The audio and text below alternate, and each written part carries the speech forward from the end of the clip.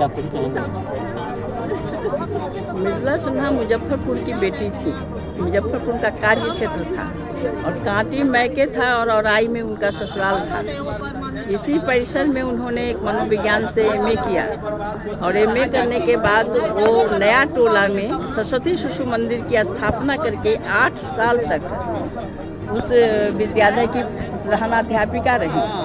उसके बाद उनके पति जब रामगोपाल बाबू मंत्री मोरारजी देसाई के प्रधानमंत्री के काल में जब केंद्रीय मंत्री बने तब यहाँ से वो दिल्ली चली गई और लिखना प्रारंभ की।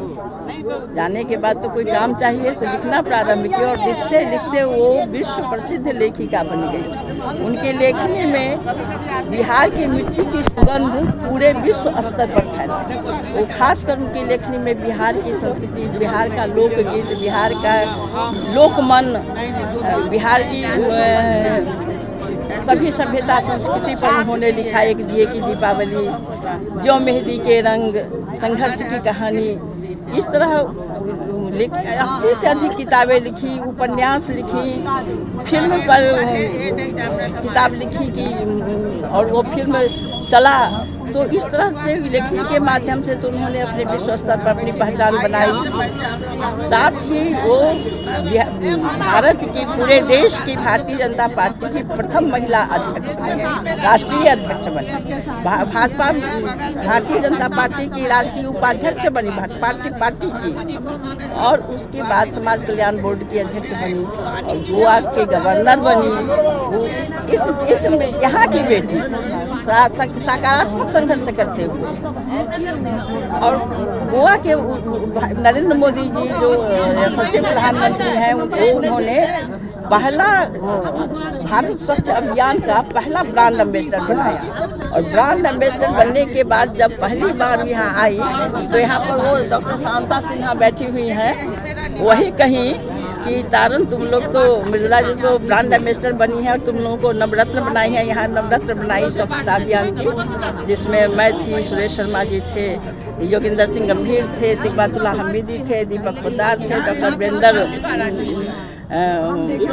वीरेंद्र जी थे, ये गरीब स्थान के विनय पाठक जी थे, हम लोग शालिनी थी। तो ये हम नवरत्न बनाई। तो ये शांता जी कहने वाली हैं कि अगर इस परिसर को साफ कर दो तो सचमुच में पता चलेगा कि ये भारत स्वच्छता अभियान चल रहा है। तो मैंने मृदुला जी से कहा तो आई फर्स्ट तो डीएम को फ़ोन की। उस समय तत्कालीन डीएम जो थे नगर प्रसाद को फ़ोन किया। सुरेश शर्मा जी नगर विकास मंत्री थे, सुरेश कुमार महापौर थे। तो इन लोगों से संपर्क करके शर्मा जी के सहयोग से इस परिसर को साफ करवाया गया और उन्हीं के द्वारा इस बाल उद्यान का उद्घाटन कराया गया। यह प्रूव किया गया मुजफ्फरपुर में कि नवरत्न ने कैसे और नरेंद्र मोदी जी के ब्रांड एम्बेसडर, प्रथम ब्रांड एम्बेसडर मृदुला जी कैसे इस गंदगी के शहर को बाल उद्यान में तब्दील कर दिया। तो ये सब बहुत बड़ी बातें हैं। उनके मूर्ति के ऊपर लिखा हुआ है सहजता की भव्यता। तो भव्य जीवन जीते हुए भी सहज रही हमेशा। आज जो भी राजनीति के क्षेत्र में काम करते हैं, राजनीति तो कोई एक ही आदमी सांसद बनेगा, विधायक बनेगा, एमपी बनेगा, सीएम बनेगा, पीएम सब तो बनेगा नहीं। प्रयास सब कोई करता है लेकिन बनेंगे तो कोई एक ही आदमी। लेकिन उस व्यक्ति को का व्यवहार, विचार ऐसा होना चाहिए कि पूरे समाज को लगे कि हम ही विधायक हैं, हम ही सीएम हैं, हम ही पीएम हैं, हम ही सांसद हैं। ऐसा एहसास होना चाहिए। इसमें एक छोटी सी कहानी आपको हम बताएंगे कि जब गवर्नर बनी तो दिल्ली से एक साहित्यकार ने उनसे पूछा कि मृदुला जी कहाँ हैं। तो फोन उठाई तो उधर से वो जवाब दी कि अहाँ गवर्नर कहिया बनब। तो बोली कि बहुत जोर से हंसी और थोड़ा अचंभित हुई कि 6 महीना से हम गवर्नर हैं और आप कह रहे हैं कि गवर्नर कहिया बनब। तो बोली कि अरे जब फोन करते हैं तो आप खुद उठाती हैं।